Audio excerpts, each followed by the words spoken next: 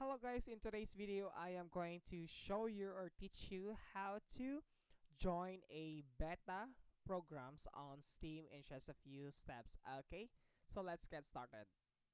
So first thing we need to do guys is we need to open our Steam software, and after that guys we need to log in our account, and we need to have an email and of course the password. And also guys, it is important to have a Steam Guard or the two-factor authentications. So after logging in, we need to go to the top left corner. You can see there a Apple icon. Beside that guys, we have a Steam menu. So click that one and you will see you can look for preferences. Click that one to open our Steam settings. Okay.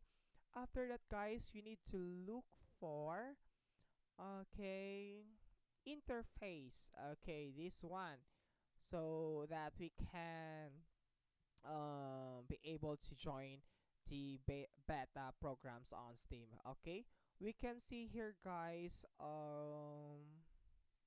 so this one guys, the client beta participation, it says that no beta chosen. So you just have to click that one and you will see the drop down options here. You just have to select this Steam beta update. Okay, click that one.